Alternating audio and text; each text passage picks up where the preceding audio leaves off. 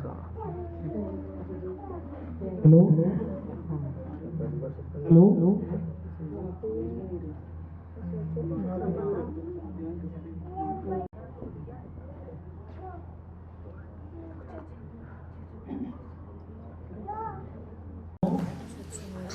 एक बार आप सभी अपने मोबाइल ऑफ कर लीजिए। 1 घंटे की बात है, किसी का इम्पोर्टेंट फोन नहीं आएगा, इतना मुझे विश्वास है। तो एक बार बंद कर लीजिएगा फोन से। आवाज बोलने की थोड़ा लगना पड़ेगा नीचे थोड़ा। क्या बोलिए? हेलो ऊपर हो गया, बोलिए। हेलो, तो मोबाइल आप एक बार से बंद कर लीजिए। आ रही ना सही आवाज?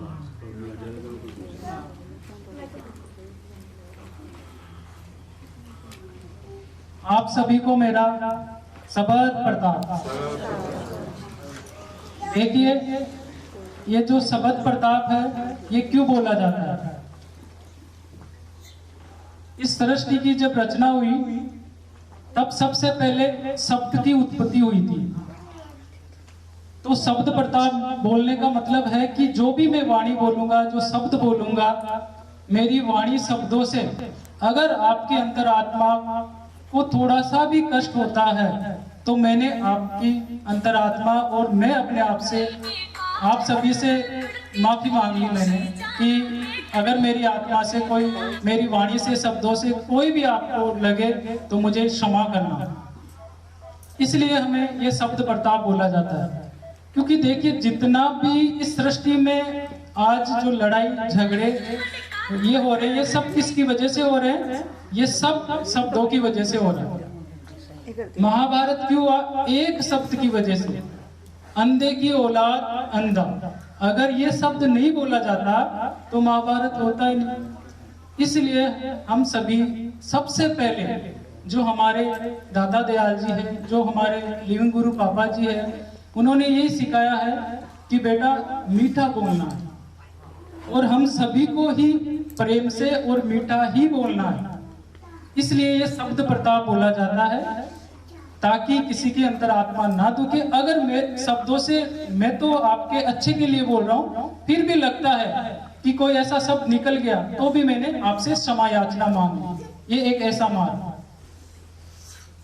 मैं अपने बारे में बता दूं, मेरा नाम भगवान साई कुमावत है, और मेरा जो उद्देश्य है, आप सभी यहाँ पर, दादा दयाल जी ने आज सभी को यहाँ पर इकट्ठा किया है, वो एक ही उद्देश्य है कि मैंने ध्यान और नाम के जाप से इस मनुष्य जन्म को जाना है कि परमात्मा का दिया हुआ कितना अनमोल गिफ्ट है हमारे पास, वो है ये मनुष्य जन्म। तो मैं चाहता हूं कि आप सब लोग भी इस मनुष्य जन्म को जाने कि ये कितना इंपॉर्टेंट हमें जन्म दिया है, गिफ्ट दिया है, हीरा दिया है परमात्मा ने। तो मेरा ये उद्देश्य है। मेरा ना ही तो देखिए मैं कोई गुरु हूं, ना ही मैं कोई संत हूं, ना ही मेरे अंदर कोई गुरु संतों की या देवी देवता की कोई छांव आना होते ना, ऐसा कुछ नहीं है। मैं तो एक सिंपल सादा इंसान हूं, और इंसान बन रहा हूं। अभी मैं इंसान भी नहीं बना पूर्ण रूप से। मनुष्य की अगर बात करूं तो मेरे अंदर ही विकार भरे पड़े हैं, तो वो विकार मैं नाम के जाप से, ध्यान से निकाल रहा हूं। इसलिए भूल के, गलती से भी मुझे कुछ ना समझे आप। और अगर मैं मेरी औकात की बात करूं कि मेरी क्या औकात है, तो अभी जैसे आपने चप्पल बाहर खोल के आने के बाद में जो आपके श्री चरण है, उनके एक छोटा सा कण धूल का लगा हुआ है, मुझे पता है। बस उसके बराबर आपके जो चरण है, उनके जो धूल के कण है ना, उसके बराबर मेरी औकात है। इससे ज्यादा मेरी कोई औकात नहीं। अगर मैं मेरी बुद्धि की बात करूं तो मैं एक मूर्ख इंसान हूं, और मैं गधा हूं एक तरह से। मैं अगर मैं बात करूं, अब मुझे पता है कि आपके मन में एक प्रश्न आ रहा होगा कि है भाई, तू अपने आप को मूर्ख बोल रहा है और गधा भी बोल रहा है। अभी पहले बोला था कि ऐसे सब नहीं बोलना, तो मैं पहले बोला था ना, मैं क्षमा मांगता हूं अपने आप को। मैं इसलिए अपने आप को मूर्ख और गधा बोल रहा हूं कि परमात्मा के बारे में बताने की बुद्धि मेरे अंदर नहीं है। ये हकीकत है, ये सत्य बात है। आज हमारे पूरे विश्व में, भारत देश की बात नहीं कर रहा, पूरे विश्व में जो सबसे बड़ी गलती क्या होती है? गलती ये हो रही है कि जो वक्ता है, जो बोल रहा है, जो बता रहे हैं, बस इससे ही हम गुरु मान रहे हैं। उसे की हम पूजा पाठ करने लगे, सब कुछ उसे समर्पण कर दिया। लेकिन जो भी गुरु है, जिनको भी हम मानते हैं, जो जिनके बारे में बता रहे हैं, हम उनके बारे में ध्यान ही नहीं दे रहे। तो इसलिए मैं आपको यह समझाना चाहता हूं कि मैं कुछ नहीं हूं।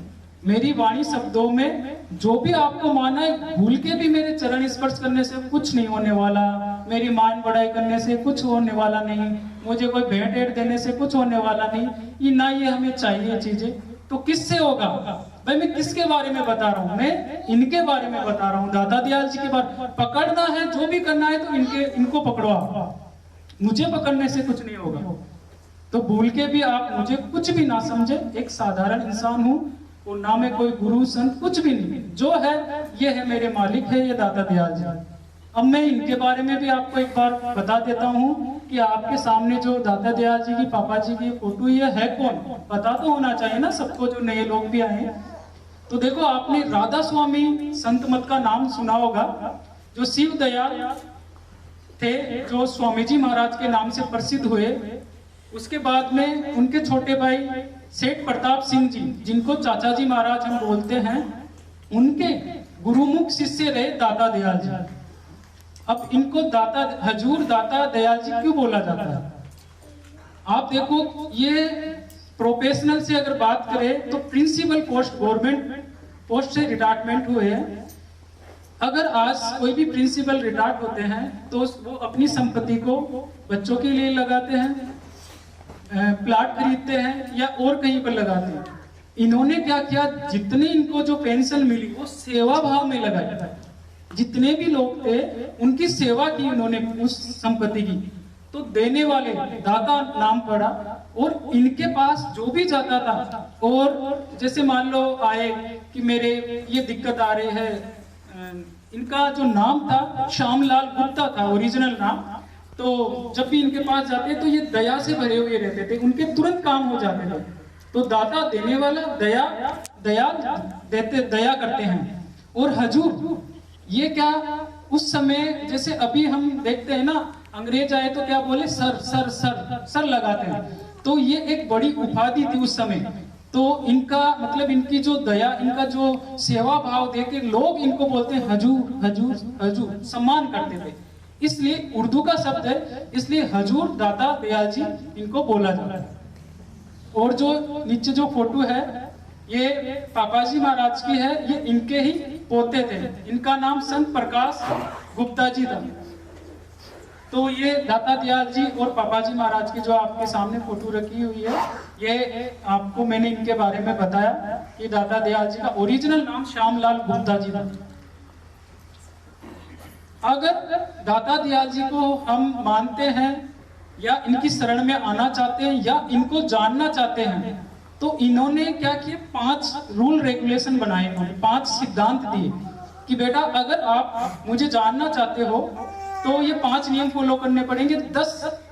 30 दिनचर्या, सुबह से शाम तक की अपनी क्या दिनचर्या रहनी चाहिए, 30 नियम इन्होंने और बताए। सबसे पहला इन्होंने बोला कि अगर रियल में मेरे बारे में जानना चाहते हो तो आपको सच बोलना पड़ेगा। अगर रियल में आप इनका मेडिटेशन करना चाहते हो, ध्यान करना चाहते हो, इनसे जुड़ना चाहते हो, तो आपको सच बोलना पड़ेगा। आज से ही झूठ बंद कर देना। और सच के अंदर जो पावर है ना, मैं बोल रहा हूं इस सृष्टि में और कहीं पावर है ही नहीं।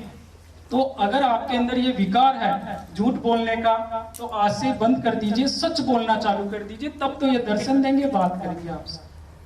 दूसरा इन्होंने नियम बताया कि अगर मेरे से आप बात करना चाहते हो, मेडिटेशन करना चाहते हो, तो आपको अपने माता पिता की सेवा करनी पड़ेगी।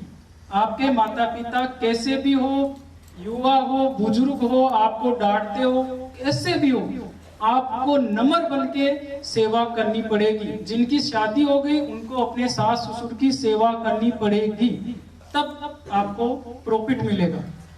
तीसरा इन्होंने बताया कि किसी की निंदा, चुगली, ईर्ष्या, नफरत, घृणा किसी से अपन को करनी नहीं। अगर आप ये कर रहे हो और फिर ध्यान भजन कर रहे हो, कोई ध्यान का मतलब नहीं निकलेगा। चौथा इन्होंने बताया वादा खिलाफी, जैसे वादा करके वादे से मुकरना, ये अपन को करना नहीं।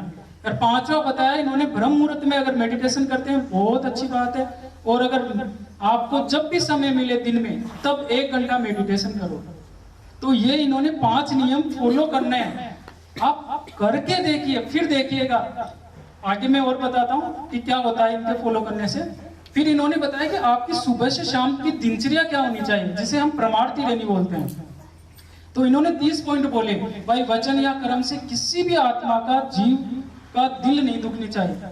मतलब इन्होंने यहाँ तक बोला है कि अगर आप घर में बोलते हो बेवकूफ, गधा, नालायक, साला, अगर ये शब्द भी आप घर में यूज कर रहे हो तो गलत है।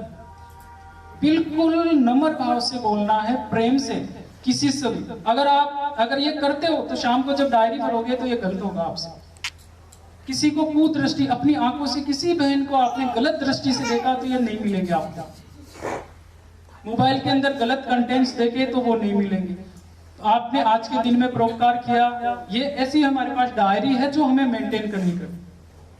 तो सुबह से शाम तक की हमारी दिनचर्या क्या होनी चाहिए। अगर कोई इनका ये फॉलो करते हैं, 5 नियम वो और 30 नियम ये, तो क्या होगा, सबसे पहला काम क्या होगा, वो व्यक्ति कभी भी बीमार नहीं पड़ेगा। कर्मवश बीमारी आ जाए वो एक अलग बात है। क्यों नहीं आएगी, क्योंकि इन्होंने सिखाया, आपको ऐसा दिया, आपको नम्र भाव सिखा दिया, आपको प्रेम सिखा दिया, तो आपके कभी बीमारी, टाइम पर रोटी खाना पड़ेगा, सब कुछ हो जाएगा, तो आपके किसी के बीमारी होगी नहीं। दूसरा, पैसों की किसी के कमी नहीं होगी। अब ये नहीं कि करोड़ों हो गए, धैर्य रखना, करोड़ों भी होंगे, अरबों भी होंगे, ऐसी कोई नहीं है, लेकिन वो आपके अंदर सेवा भाव आएगा। पहले हो जाएंगे पैसे, लेकिन इतना मिल जाएगा कि आपका घर खर्चा चलेगा, सेवा भी करते रहोगे आप। पैसों की बिल्कुल कमी नहीं रहेगी, क्योंकि जिसका स्वास्थ्य सही है तो उसके पैसे भी ऑटोमेटिक बन जाएंगे। तीसरा, कुलवंती नारी, घर में सुख शांति और प्रेम रहेगा। अगर हम दाता दयाल जी का मेडिटेशन करते हैं, इनके नियमों का फॉलो करते हैं, तो आज के समय में 3 चीज मुझे बता दो किसी के पास है। अगर बिल्कुल स्वस्थ शरीर है, बहुत अच्छा इंसान है, पैसों की कमी नहीं है, कोई दिक्कत नहीं है, घर में शांति है, कोई दिक्कत, इसका मतलब स्वर्ग तो यही हो गया। जिस स्वर्ग की हम कल्पना करते हैं वो हमारे पास है, लेकिन हम क्या है कि प्रेमवश उसे समझ नहीं पा रहे हैं कि स्वर्ग है कहाँ। स्वर्ग का मतलब क्या होता है, जिसका घर के अंदर, अपने घर के अंदर स्वर धीमा हो, धीरे बोलता हो, प्रेम से बोलता हो, उसे ही स्वर्ग बोलते हैं। तो हम सभी को अपने घरों को पहले स्वर्ग बनाना है। मैं बोल रहा हूँ 100% स्वर्ग जैसा है आनंद यहाँ पर, अगर हम इनका मेडिटेशन करेंगे। और उसके बाद में जिस भी इष्ट देव की भक्ति की, तो जैसे मैंने नाम का जाप किया, ध्यान किया, तो बालाजी और माताजी लाइव प्रकट होंगे। लाइव ऐसे जैसे बैठे हो ना, ये मैं झूठ नहीं बोल रहा, करके देखना ना, आपके सामने ऐसे लाइव प्रकट होंगे और आपको बोलेंगे कि बेटा अब सही मार्ग पर आए हो आप। क्यों? क्योंकि पवित्रता आ गई आपके अंदर। तो जिस भी देवी देवता, भगवान, जिनको भी आप मानते हो, तो उनका आराम से आपको दर्शन होंगे, उनसे बातचीत होगी, संतों से बातचीत होगी। फिर ये तीसरे तिल से ध्यान ऊपर की तरफ जाएगा, और ऊपर की तरफ जाने के बाद में हमारे ऊपर के जो लोग, परलोक सब दिखेंगे। आपकी गाय, भैंस, बकरी, घर में जो भी है, उनके ये पता रहेगा कि ये इसका क्या लॉजिक है।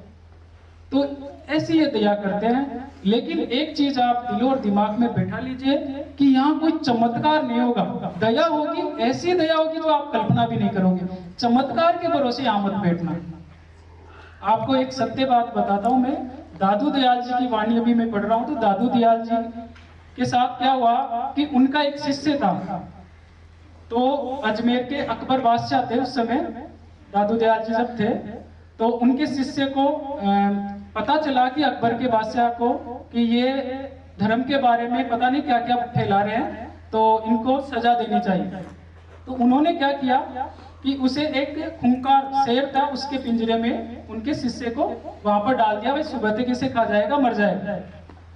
अब हुआ क्या कि वो ध्यान में बैठ गया गुरु के, और वो शेर शांत होकर उसके चरणों में बैठ गया शिष्य के। अब अकबर बादशाह सुबह देखा वह खा गया होगा, तो वहां गए तो पता चला कि मतलब वो तो बिल्कुल जिंदा है और शेर उसके चरणों में बैठा हुआ है। अकबर बादशाह के माइंड खुला कि जब इसके शिष्य में इतना पावर है तो इसके गुरु कौन है। तो उनसे पूछा आपके गुरु कौन है? बोले दादू दयाल जी मेरे गुरु है। बोले मेरे, अभी मुझे ले चलो, सच्ची घटना है। तो वहां पर लेके गए अकबर बादशाह के, वहां पर दादू दयाल जी ने सारी वाणियां उनको सब समझाया, बताया। उसके अनुसार अकबर बादशाह रहे। बहुत सारे मुसलमान दादू दयाल जी से जुड़े। अब क्या हुआ कि वहां के और काजी मुल्ले जो थे, उन्होंने बोला आपको कुछ भेंट करना चाहते हैं। तो दादू दयाल जी को वो भेंट करना चाहते हैं। संत कभी भी लेते नहीं है। आपको मैं एक बात और बता दूं, अगर आप किसी को भी, गुरु सब अच्छे हैं ब्रह्मांड में, अगर आपसे 1 रुपया भी कोई ले रहा है पैसों के नाम पर, तो ये समझ लो कि संत है ही नहीं, क्योंकि संतों को इन चीजों की जरूरत नहीं है। और मैं आपको ये भी बता दूं, मेरा उद्देश्य भी ऐसा कोई आपसे बिजनेस करना, ना पैसे लेना। जिस दिन ऐसा कभी भाव आ जाए मुझे छोड़ देना कि ये बेवकूफ बनाता है इंसान, तो ऐसा मेरा कोई भाव नहीं है। तो दादू दयाल जी से जब वो भेंट मांगे तो दादू दयाल जी ने बोला कि आप एक काम करो। बोलो क्या? आप सभी मुसलमान है ना, गौ मांस खाना छोड़ दो। अब मुसलमान को ये बोलते, उनको लगा कि यार आप इस, अकबर ने ये बात मान ली, चारों तरफ राज्य में फैला दी। अब क्या हुआ कि अकबर को वहां के मुल्ले काजी आके बोले कि ये इस एक आप व्यक्ति पर विश्वास कर लिए, इसने बोल दिया मांस खाना छोड़ दो और अपन छोड़ देंगे, इसके पास कोई सिद्धि रिद्धि कुछ है ही नहीं, ये तो सादा इंसान है। अब अकबर भी बैठ गया उस समय, तो उन्होंने सभा बुलाई। उस समय सभा बुला के, जैसे अपन बैठे हुए ना, पूरी कुर्सियां लगा दी और दादू दयाल जी के लिए कुर्सियां छोड़ी नहीं, एक कुर्सी भी नहीं छोड़ी। अब देखिए दादू दयाल, जो सच्चे संत होते हैं ना, वो क्या बोलते हैं। अब दादू दयाल जी वहां पर गए, देखे और ऊपर परमात्मा की तरफ देखे, परमात्मा से बोले, हे परमात्मा ये भोले जीव है। संतों की वाणी सुनिए आप, हे परमात्मा ये भोले जीव है, ये चमत्कार से ही मानेंगे, आप ही कुछ करो। पूर्ण परमात्मा थे दादू दयाल जी, आप कुछ करो। तो उसी समय फिर वहां पर एक बहुत बड़ा सिंहासन आया और जितने भी मुसलमान, जितने भी अकबर बादशाह थे, वो सब दादू दयाल जी के चरणों में गिर गए कि भाई ये मतलब रियल में पूर्ण संत है, हमसे गलती होगी। फिर उसके बाद में उन्होंने गोमांस खाना छोड़ दिया। कल रात को 2 बजे मुझे चेत हुआ और 2 बजे बाद में मैंने टाइम देखा, भाई इस समय क्यों हुआ मुझे, ये सत्य घटना बता रहा हूँ कि आगे ये किसी को पता नहीं है।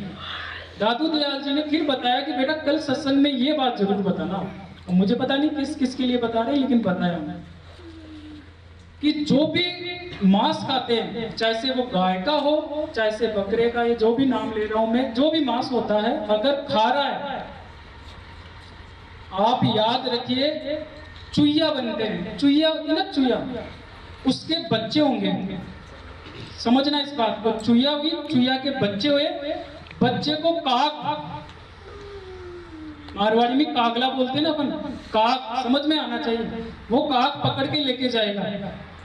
जो मांस खा रहे हैं उनकी हालत बताइए कि क्या हो रही है, अभी प्रेजेंट टाइम में भी ऐसा हो रहा है। तो वो काक उस बच्चे को पकड़ के लेके जाएगा, दोनों पंजों में फंसाएगा, एक तो गर्दन पर यहाँ रखेगा, एक पैर पर रखेगा और जिंदे का मांस खाएगा।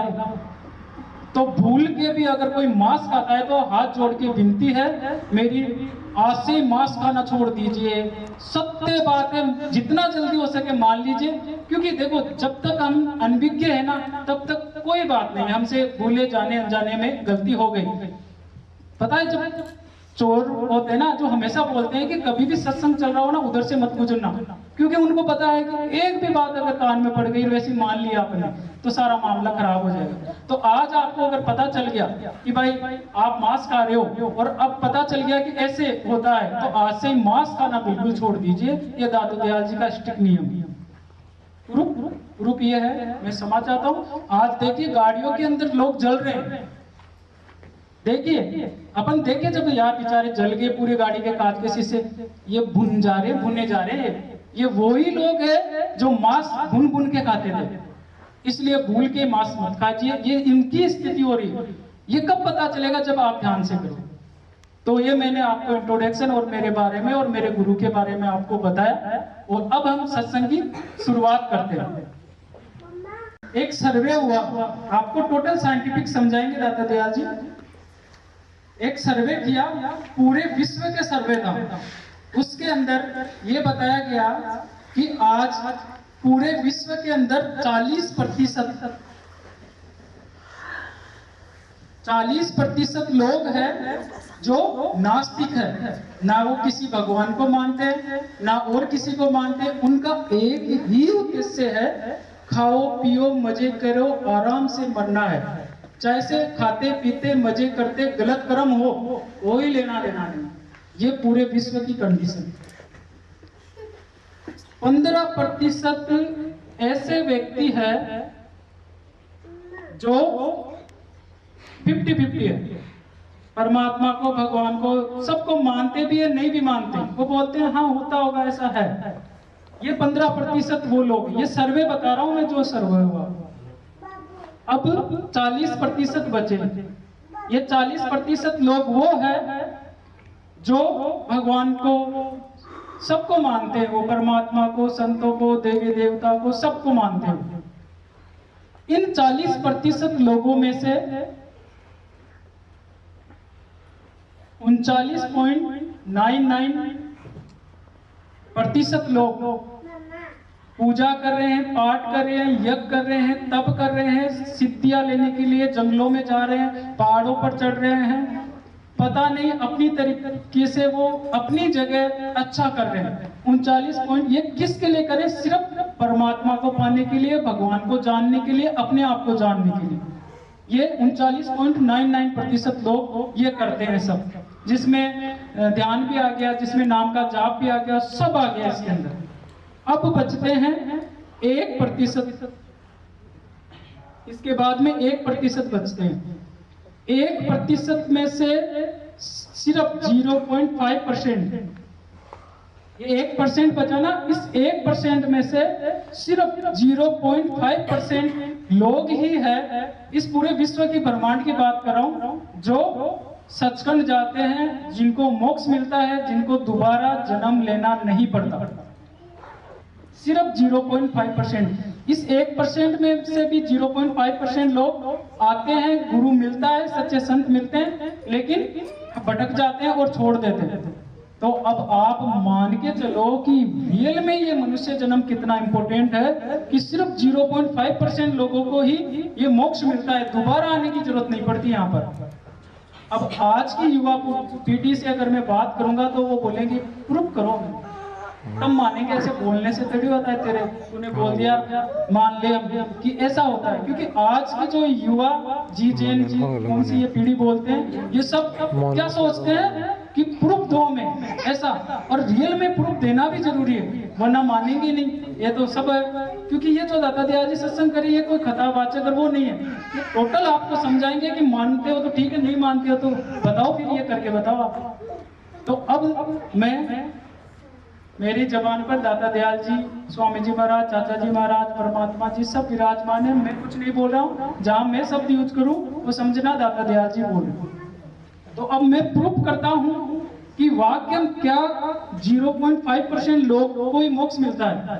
भक्ति कितने कर रहे हैं? 40% कर रहे हैं, लेकिन मोक्ष किसको मिल रहा है? सिर्फ 0.5% लोगों को। पूरे विश्व की बात कर रहा हूं।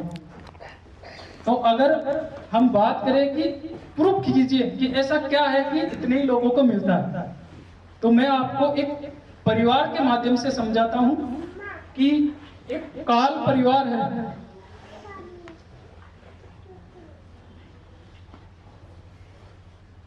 काल परिवार है, एक परिवार से समझा रहा हूं ताकि समझ में आ जाए। इसके 5 पुत्र हैं, वो आप सबको पता है। काम, क्रोध, लोभ, मोह, तृष्णा, ये 5 इसके उत्तर है। इनके पिता है अहंकार, और इनकी माता है मान बढ़ाई। लिखने में थोड़ा ऐसा है, बस आप समझना चाहिए। इनके भी छोटे बहन भाई हैं। कौन से हैं छोटे बहन भाई? शब्द, स्पर्श,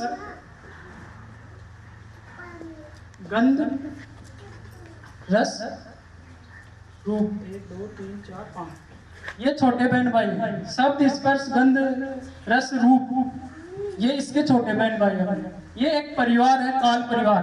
अब मैंने काल परिवार क्यों बोला? क्योंकि आप और मैं सब जानते हैं, और साइंस भी बोलती है अभी कलयुग चल रहा है, इसलिए मैंने ये काल परिवार बोला। ये प्रूफ करने के लिए कि वाकई 0.5% लोग सचखंड जाते हैं।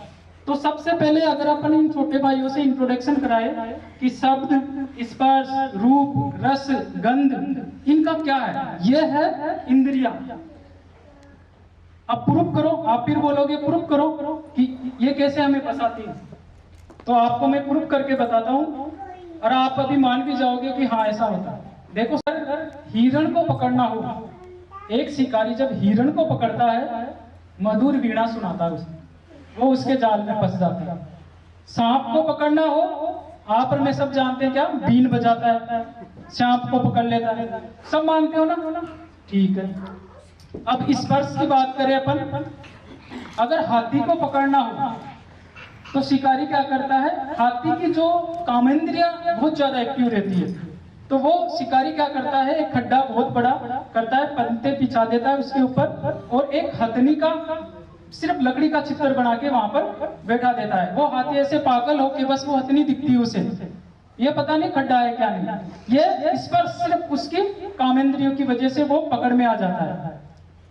अब रूप की बात करें तो पतंगा जानते हो आप, पतंगा जैसे अभी दीपावली गई तो अपन ने दीप जलाया, दीप के बाद में जो रोशनी हुई, आप देखो एक छोटा सा है जानवर जो जल के नीचे गिरता है, अपन दिए में देखेंगे तो बहुत सारे सुबह देखे अपन ने छोटे, वो किसका दीवाना है, रूप, उसे मतलब नहीं है, कोई मतलब नहीं है, उसे रूप दिख रहा है बस, वो यहाँ पर पिघल के पड़ जाता है।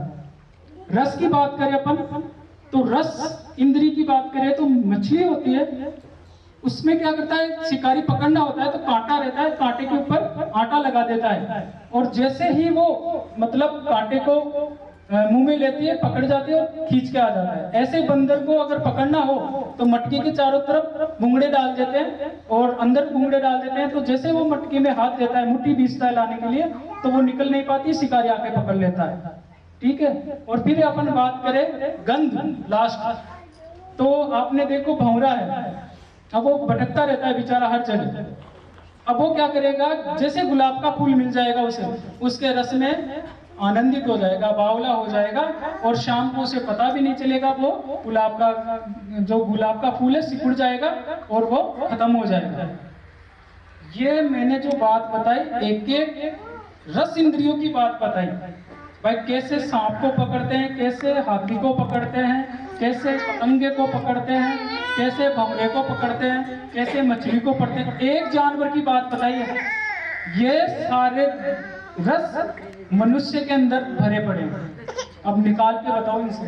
आप बोल रहे हो ना प्रूफ बताओ हमें, तो ये सब रस मैं नहीं बोलूंगा, आप अपने अंदर झांक के देख लो कि भाई क्या हमारे अंदर ये चीजें हैं क्या। तो ये अगर इंद्रिया एक्टिव है आपकी तरफ जा रहे हो, इनमें से आप किसी भी बहन का, लेडीज का शब्द सुना, हाँ क्या गा, मतलब उसके दीवाने हो गए, बावलों की तरफ, उसका रूप देखा आपने, हाँ क्या मतलब रूप, ये इंद्रियां फंसाने का काम करती है। अब बताओ कैसे भगवान के पास जा पाओगे आप, कैसे दर्शन हो पाएंगे आपका, इम्पॉसिबल है। ये इनको कंट्रोल करके दिखाओ आप, तब होगा ये सारा। अब इनके बड़े भाई से मिलो काम से, अगर किसी के अंदर कामुकता ज्यादा है वो नहीं कर सकता, इस मार्ग पर आ ही नहीं सकता। किसी के अंदर क्रोध ज्यादा है तो वो नहीं आ सकता इस मार्ग पर। अब क्रोधी व्यक्ति कैसे ध्यान भजन कर सकता है, पहले उसे क्रोध को शांत करना पड़ेगा, इसके बाद अगर उसके अंदर लोभ भरा पड़ा है, ये भी कर लूं, ये भी कर लूं, ऐसा भी कर लूं, वो भी नहीं कर पाएगा।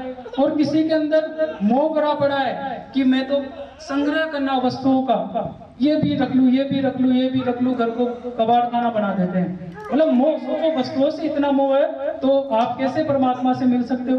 और किसी के अंदर तृष्णा बढ़ी है तो वो भी नहीं हो जा सकता। तो अगर किसी के अंदर ये पांचों विकार, ये पांचों बहन भाई है, तो बताओ कैसे भगवान मिल जाएंगे।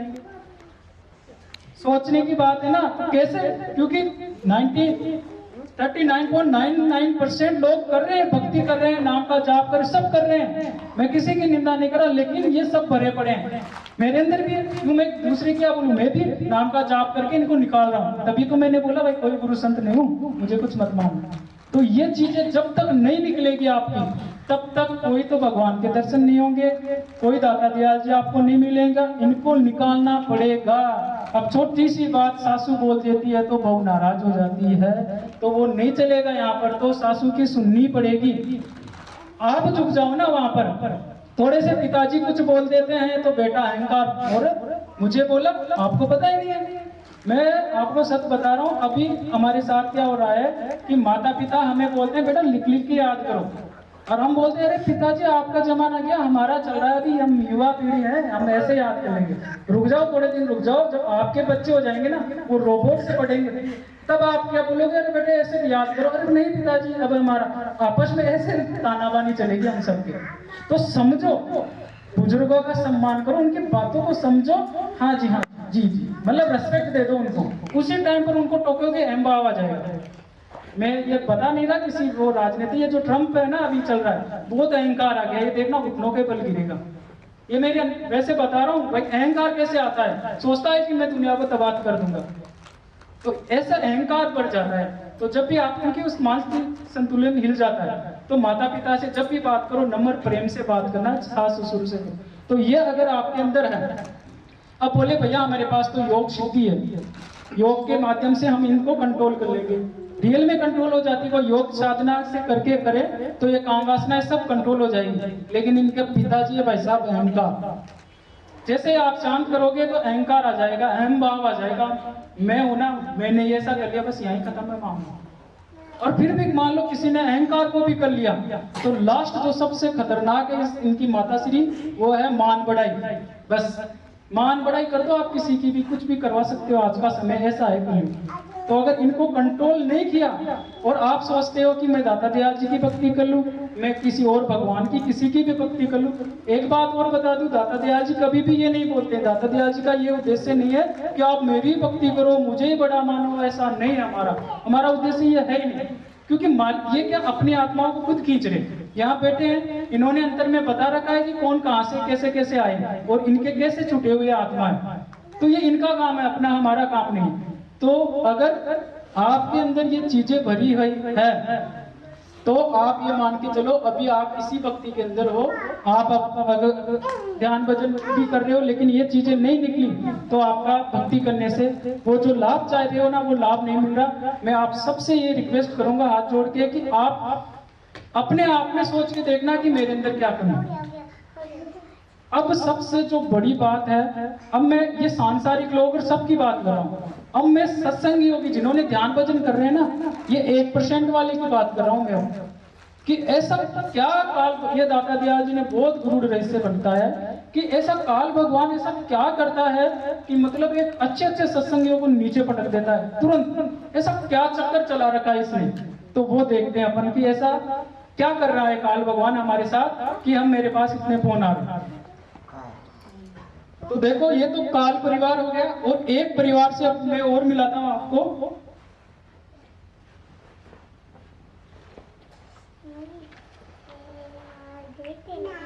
वो है दया, वो है करुणा, वो है शीतलता,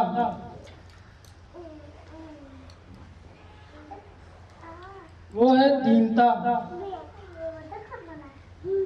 ये दयाल परिवार है, ये दाता दयाल जी का जितने भी सच्चे संत हैं, गुरु है, उनका परिवार है ये दयाल परिवार। अब जो सबसे बड़ी विडंबना, जो सबसे हमसे गलती हो रही है, वो मैं आपको बताता हूँ कि होता क्या है ऐसा कि हम ध्यान से भटक जाते हैं, ध्यान नहीं लग पा रहा, और क्यों हम इधर उधर हो रहे हैं। दाता दयाल जी हमें समझा रहे हैं कि आज आप सब लोग ये देखना है, तब पता चलेगा इसका कि आप सब लोगों को ये समझना है कि मेरे अंदर कौन सा विकार हावी है। ये सोचो, मेरे अंदर, मैं मेरी बात करता हूं कि मेरे अंदर ये मानो कि क्रोध है। ध्यान से सुनना इस बात को, यहां से समझ में आ जाएगा सब कि मेरे अंदर क्रोध है। अब मैंने क्या किया, ध्यान भजन भक्ति चालू कर दी, ठीक है, ध्यान भजन भक्ति की, तो मेरा मतलब जैसे मान लो किसी के कोई बीमारी थी, नजला था, कफ जमा हुआ था, अब मैंने क्या किया, कफ नाशक दवाई दी कफ को निकालने के लिए। अब क्या होता है, पेशेंट जैसे ही दवाई लेता है वो कफ छड़ता है, तो पेशेंट क्या सोचता है, फोन आता है, भैया क्या दवाई दी, ये तो ज्यादा हो गया मेरे लिए। ये ही हमारे साथ हो रहा। अब क्या हो रहा है कि जिसके अंदर जो चीज हावी है, क्रोध हावी है उसके अंदर, तो क्या होगा, वो निकलेगा बाहर। क्यों? क्योंकि वहां पर क्रोध की जगह क्या आने वाली है, शीतलता। क्रोध की जगह शीतलता आएगी, वहां पर शांत होगा वो, तो क्या होगा, वो चीज बाहर निकलेगी, बाहर निकलेगी तो तड़पेगी, तड़पेगी तो वो कुछ ना कुछ उपद्रव करेगी तो वहां हम समझ नहीं पाते और 0.5% भक्ति यहाँ से हम छोड़ देते हैं। सबसे बड़ी गलती जो यहाँ पर हो रही है ये हो रही है कि हमारे अंदर विकार निकलना चाह रही, बीमारी निकलना चाह रही, लेकिन हम क्या कर रहे हैं, उस काढ़े को समझ ही नहीं पा रहे कि हमें कौन सा काढ़ा दिया है और बता भी रखा है कि निकलेंगे। तो जैसे ये चीज निकलना चाहेगी, अब मान लो किसी को मोह है, किसी भी चीज से मोह है कि मेरा बेटा, मेरी बहू, मेरा परिवार, मेरी जमीन, सारा मोह हो गया। अब ये मोह छूटेगा उससे, तो मोह छूटेगा, सबसे पहले बेटे बाप के अनबन होना चालू होगी, क्योंकि मोह तोड़ना है। समझिए इस मेरी बात को, ध्यान से समझिए। किसी को अपनी माँ से प्रेम है बहुत ज्यादा, क्योंकि देखो मेरी बात ध्यान से समझिए, मोक्ष बिना मोह के मिल ही नहीं सकता। अगर आपके अंदर मोह भरा पड़ा है तो मोक्ष मिल ही नहीं सकता। आज से ये कल्पना मत कीजिए कि हम मोक्ष मिल जाएगा, क्योंकि मुझे खुद को जब पिछले जन्म में लेके गए दाता दयाल जी, तो भंवर गुफा पर मुझे अहंकार आ गया, नीचे पटक दिया, अब दोबारा आपके सामने सत्संग करवा रहे हैं। तो ये चीज मतलब अगर किसी के अंदर मोह रह गया अंत समय में कि मेरे तो बच्चे की शादी नहीं हुई, दाता दयाल जी आप मुझे यहाँ लिए, नीचे पटक देंगे, आपको दूसरा जन्म लेना पड़ेगा।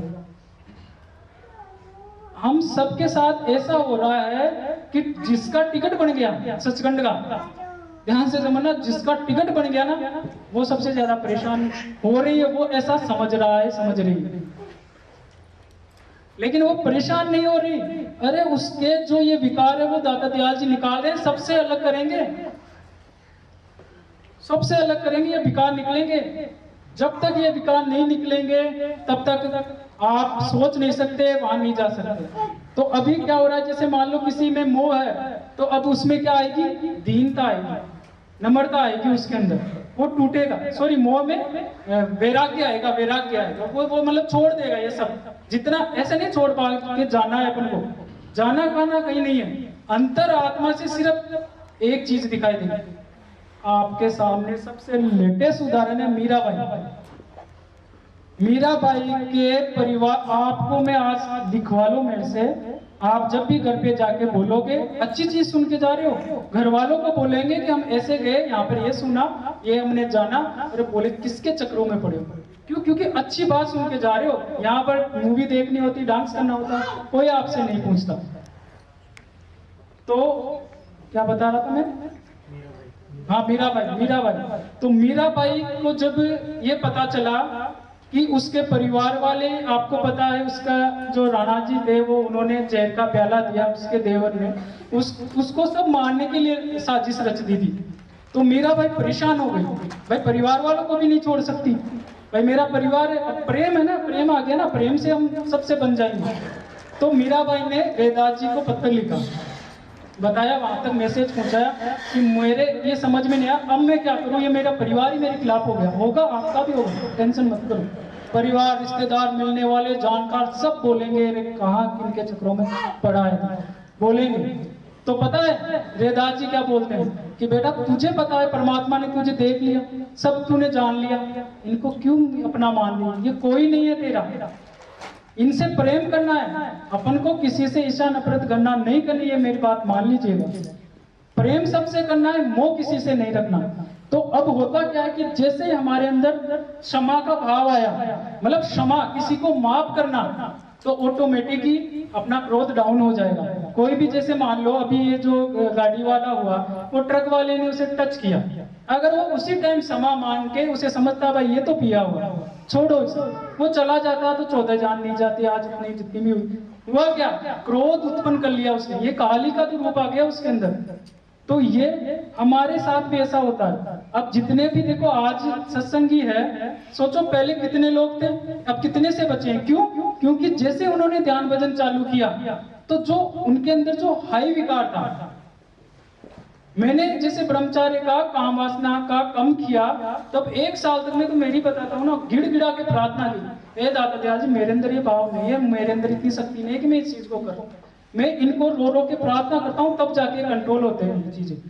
आप देखो ना, बड़े बड़े संत मतलब उपाधियां ले लेते, बन जाते हैं, लास्ट में देखो क्या हालत होती है, जेलों में चले जाते हैं। क्यों? क्योंकि ये विकार नहीं निकल पाते।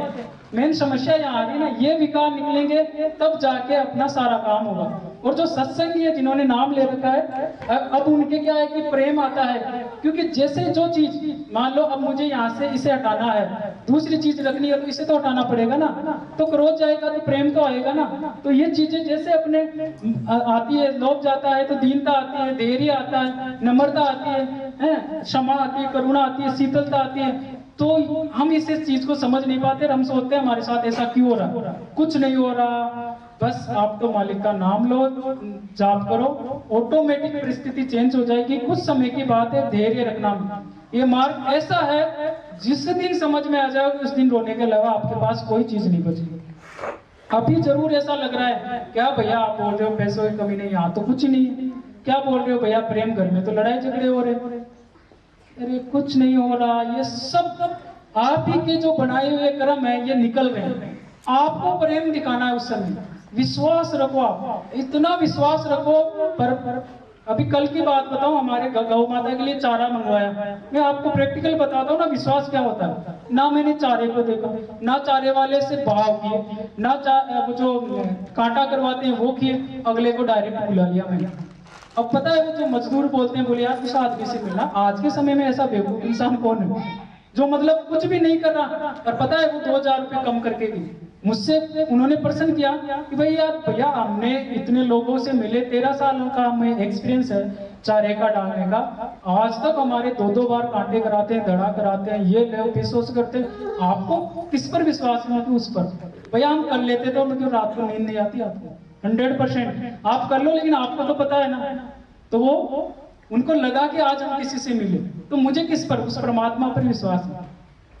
जितने भी संत हुए, एक बात ध्यान से सुन लीजिएगा, संत कबीर साहब हुए, नानक साहब हुए, स्वामी जी महाराज, चाचा जी महाराज, आप दादू दयाल, ये देखो मतलब पूर्ण संत है, तो भी ये क्या करते हैं, जब भी कुछ होता है, अरे परमात्मा ये चीज इस चीज से नहीं समझ रहा, मतलब उनको याद करते हैं। खुद के अंदर सब रिद्धि सिद्धियां है।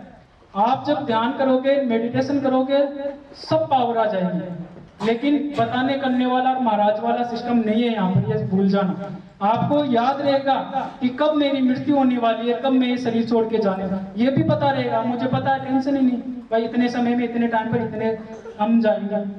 घर पे सब पता रहेगा, ये आज जाएगा, ये कल जाएगा, ये परसों जाएगा, इसका इतना क्रम बच्चा। तो ये कब होगा? जब ये पवित्रता आएगी, ये सारी चीज निकलेगी। तो इस वजह से जब हम दयाल भक्ति करते हैं, मेडिटेशन करते हैं, नाम जाप करते हैं, तो घर में प्रेम आएगा, ऑटोमेटिक क्षमा आ जाएगी, आपको क्षमा करने का भाव आ जाएगा। अब क्या होता है कि दाता दयाल जी टेस्ट लेते हैं। जैसे मान लो हर समय, मेरा एनी टाइम होता है, आप सबका भी होता रहता है। अब वो देखते हैं कि रियल में इसके अंदर ये भाव आया क्या, तो वो आपका टेस्ट करके देते। कभी भी आप बोलते हो भैया मैं उधर से गुजर रहा था और उसने बिना वजह मुझे कितना सुना गया, ये टेस्ट था आपका। आप क्या सुनाए उसे? उसका तो जो मन में था वो निकाल दिया, आपने क्या बोला? वो टेस्ट है, एनी टाइम टेस्ट रहता है। फिर आपको देखते हैं अभी और टाइम लगेगा। अभी आज के समय में जहां पर भी आपको लगे लड़ाई झगड़ा कुछ होने वाला है, आपसे क्रोध में कोई बात करे, नम्रता से बात करके निकल लो, तब तो भलाई है, वरना सब चक्कू छुरा लेके घूम रहे हैं। आज कलयुग है ये, कभी गोप देंगे। तो इसलिए ये दया करुणा भाव जब आपके अंदर आ जाएंगे तो ऑटोमेटिक आपका सचखंड का टिकट हो जाएगा। तो जो 0.5% लोग हैं वो इसी वजह से जा पाते हैं, जिनके अंदर ये भाव आ जाते हैं। और ये किसके गुण हैं? ये परमात्मा के गुण हैं। जब परमात्मा स्वरूप व्यक्ति, हम सबके अंदर परमात्मा विराजमान है, बस देखना है, झांकना है अंदर की तरफ। कहीं भटकने की जरूरत नहीं, कहीं जाने की जरूरत नहीं है। आप अंदर में जाके देखो, ऑटोमेटिक आपको सब दिखाई देगा। ये पर्दा खुलने के बाद में सब पता चलेगा क्या हो रहा है, क्या नहीं हो रहा है। लेकिन आपके अंदर ये चीज नहीं होनी चाहिए। तो जितने भी मेरे सत्संगी भाई बहन सुन रहे हैं और जो ध्यान भजन कर रहे हैं और जिनके साथ ऐसी पीड़ा आ रही है, ये समझ जाओ आपके ये गंदी चीजें निकल रही है। टेंशन लेने की कोई जरूरत नहीं, थोड़े दिनों का बाद समय चेंज होगा और आपके अंदर ऑटोमेटिक ये चीज आ जाएगी। ये आप नहीं बोलोगे, आपके आस पड़ोस मिलने वाले, जैसे वो चारा वाला ने ऑटोमेटिक ही बोला ना, यार थोड़े शीतल हो आप। मैं नहीं बोल रहा, मेरे अंदर नहीं है, मैं तो बोल रहा हूँ है अभी मेरे विकार, लेकिन लोग बोलने लग जाएंगे आपको देखते मिलते ही, आपका आंखों से पता चल जाएगा कि यार क्या नम्र भाव है, कितना शांत स्वभाव है, ये गुण आ जाएंगे आपके अंदर। तो आप ही परमात्मा स्वरूप बन जाओगे, परमात्मा के अंश बन जाओगे आप सब लोग। और जब ये गुण आ जाएंगे वो ही परमात्मा तक जा पाता है, वही मेडिटेशन में सक्सेस हो पाता है। बाकी अगर ये भरे हैं तो ये चीज नहीं हो पाई। तो दाता दयाल जी हमें यही समझा रहे हैं कि आप कोई चिंता मत करो, टेंशन लो मत, निश्चिंत रहो, जो भी आपके साथ हो रहा है सब अच्छा हो रहा है। थोड़ा सा धैर्य रखो, आप थोड़ा सा धैर्य रखो, आपके पास वो काम होंगे जो आप कल्पना भी नहीं कर सकते।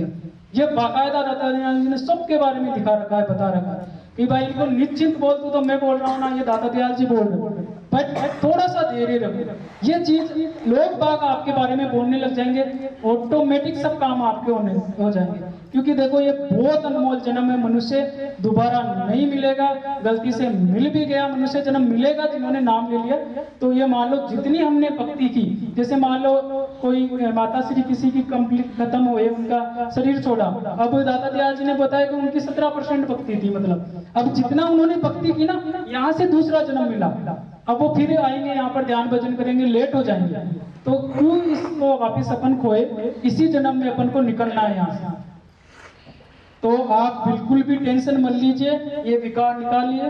अब आपको एक चीज और बता देता हूँ कि भाई ये विकार निकलते नहीं एक्चुअल में, आखिर में इतना सब करते हैं, ये विकार फिर भी अपन को देखने को मिलते हैं। तो होता क्या है कि जो पूर्ण संत के रूप में जो आपके सामने दाता दयाल जी है, आप ये बताओ, हाँ एक चीज आज की युवा पीढ़ी मुझसे प्रूफ मानेगी कि ए भाई तूने तो बोल दिया भाई मेरे अंदर भी विकार है, लेकिन मुझे ऐसा कोई व्यक्ति बता दे, तो मैं आपको एड्रेस बता रहा हूँ, आप चले जाओ, मिल के आ जाओ। अगर ये विकार उनके अंदर मिल जाए तो आप मेरा सर और आपकी जूती, जितना मुझे मारना पीटना कर सकते हो कर दो। आप जाओ राउत पाटा के अंदर श्रीमान रतन लाल जी नागर, जो पूर्ण संत के रूप में, और आप सब लोग, बहुत से लोग तो यहाँ जानते हैं, 90% तो जो नहीं जानते, जो मेरा ये वीडियो सुन रहे हैं, आप जाओ मिलो इनसे, बिल्कुल निडर बोल रहा हूँ मैं, आप जाके मिलके अगर ये गुण, ये अवगुण उनके अंदर मिल जाए तो मुझे बता देना। आप बोलोगे कि इनको कैसे संत बोल रहे हो, संत ऐसे ही होते हैं, संत दिखाई नहीं देंगे, संत बिल्कुल ऐसे रहेंगे, जीरो बन के रहेंगे। और हम क्या करते हैं, हीरो को पकड़ते हैं आज के समय में कि भाई हीरो दिखावा, संगत बहुत बड़ा वो हो रहा है, उसमें अपन घुस जाते हैं। और मेन काम जो है, जो संत पूर्ण संत है, बता दो आज भी किसी संत ने पैसे लिए हो, बड़ी बड़ी संगतें चलाए, वो कौन चला रहे, मालिक चलाता है। अभी ये खर्चा कौन करेंगे, ये करेंगे हम थोड़ी कर रहे हैं, या आप थोड़ी कर रहे हो, इनकी मौत से जो आ रहा है वो यही करते जा रहे हैं। तो पूर्ण संत के रूप में आप जाके मिल सकते हो। और आज के समय में ये विकार नहीं है, इतने सत्संगी बैठे हैं, आप भी अपनी अंतरात्मा से जान लो कि ये पापा जी मैं तो मुझे बता दो है क्या, बताओ आपने मिले हैं देखे, तो ऐसा पापा जी जैसा अपन को बनेंगे तब दाता दयाल जी अपन को मिलेंगे और तब मोक्ष मिलेगा। और 100% है, 7200 लोग सचखंड जाएंगे, कोई रोकने वाला नहीं, 100%। या तो प्यार प्रेम से चले जाओ, या जो अभी सबके साथ हो रहा है, ये जो विपदा है आप समझो, कोई विपदा नहीं है, ये सब आपका सचखंड का टिकट। जितने दुकारें हैं, खुश हो, मगन हो, प्रसन्न हो कि फटाफट कर्म कट रहे हैं, तो ही ऑप्शन है, या तो ध्यान भजन से कर लो, या फिर ऐसे कटेंगे, टिकट बन गया वो तो जाके रहेगा। पापा जी ने जिसकी मोहर लगा रखी है, डायरी में लिख रखा है, वो जाएंगे। और जितने भी नए लोग जुड़ते जाएंगे वो भी जाएंगे, सारे लोग। सचखंड 7200 लोग जाएंगे, मतलब जाएंगे, कोई रोकने वाला, ये फर्स्ट बार होगा ऐसा, तभी तो यहाँ पर भीड़ नहीं। तो ये दाता दयाल जी ने हमें समझाया है, बताया है कि घबराने की और चिंता करने की बात नहीं, ये सब निकल गए। अब एक छोटा सा टॉपिक मैं आपको और बता देता हूँ, आज के युवा पीढ़ी को ये समझने की बहुत जरूरत है। आज पहले क्या दादा दादी होते थे घर के मेन सदस्य, उसके बाद में आज के जो समय की हम बात, पति और पत्नी। अगर आज पूरी भारत देश और पूरा विश्व इस शब्द को समझ गया ना, तो ये मान लो कभी पति और पत्नी में कभी भी झगड़े नहीं होंगे। तो आज के समय में जो सबसे ज्यादा है वो है पति और पत्नी। दादा दादी को तो हमने क्या बोलते हैं, बैकग्राउंड कर दिया, पीछे कर दिया कि ये इनका तो कोई रोल ही नहीं है, ये क्या जानते हैं, हम युवा पीढ़ी है। पत्नी और पति, इन दोनों का आज हमारे घर में बहुत ज्यादा रोल है। और रोज आप अखबारों में पढ़ रहे हो कि पत्नी ने पति को मार दिया, पति ने पत्नी को मार दिया। घर कलेश सबसे ज्यादा इन दो की वजह से फैल रहा है। अब दाता दयाल जी हमें बता रहे हैं कि पति और पत्नी जब मिलते हैं, ये कर्म से मिलते हैं। उसके प्राबंध में जो स्त्री लिखी हुई है ना, वो उसे मिलेगी। इसे हम प्राबंध बोलते हैं, प्राबंध कर्म। प्राबंध कर्म से आपको पति मिला, प्राबंध कर्म से आपको पत्नी मिली। इस चीज को समझिए। अब ये जो पति और पत्नी का जो रिश्ता होता है ना, ये कर्म काटने का होता है। क्योंकि या तो इस पत्नी ने इस पति को परेशान कर रखा है, प्राबंध की बात कर रहा हूं मैं पहले, या पति ने पत्नी को परेशान कर रखा है।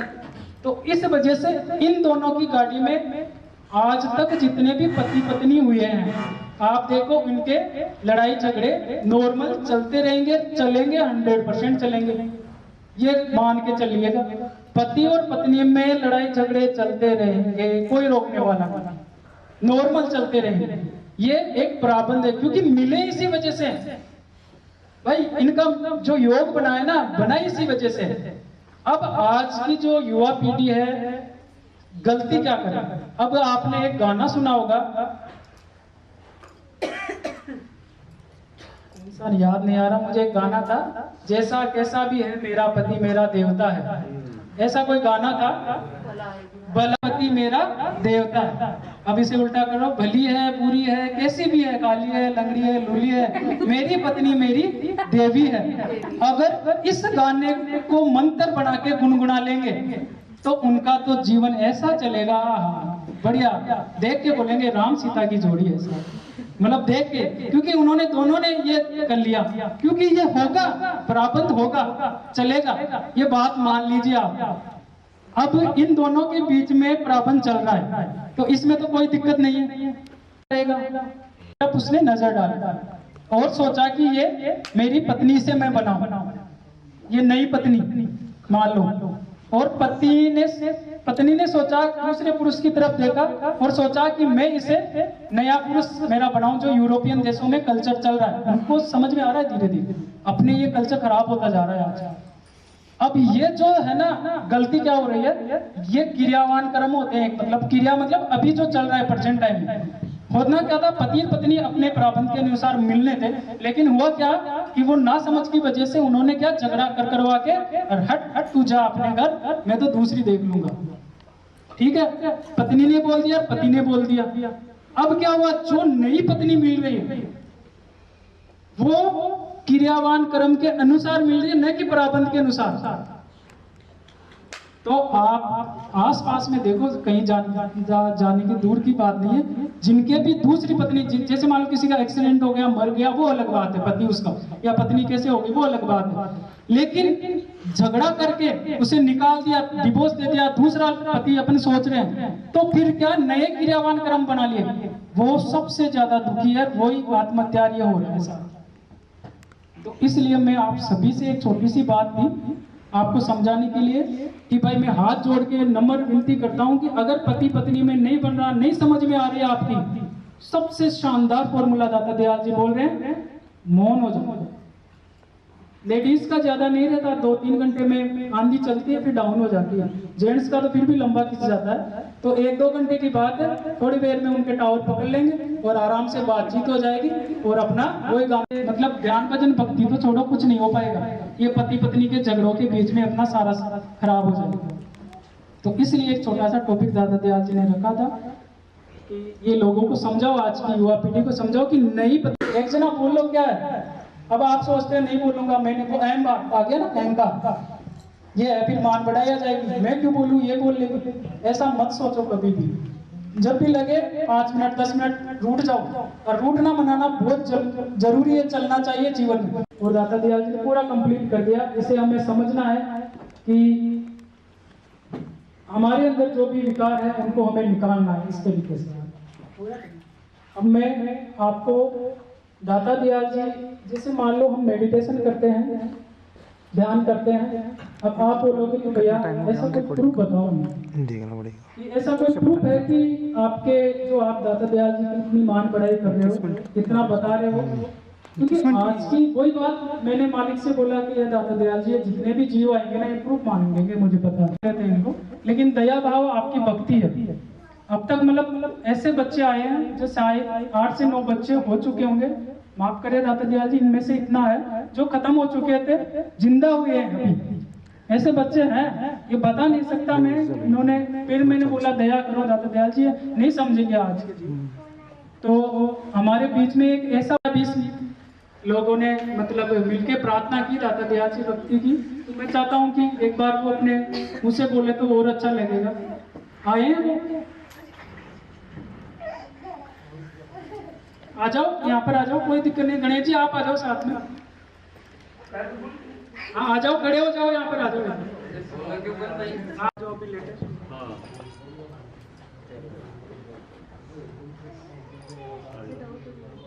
आप बता दीजिए, बैठ जाओ आराम से। जैसे बताया मैंने, जैसे मैंने हॉस्पिटल में किया, दाता दयाल की भक्ति करता हूँ, भक्ति की जाती है। 1 घंटे बाद में हॉस्पिटल में डॉक्टर ने बताया मेरे को और काम करने लगे हैं वापस। डॉक्टरों को क्या संभव क्या हुआ? डॉक्टर ने ऐसे बोला कि इसके दूसरे हॉस्पिटल में ले जाने की तैयारी हो गई थी।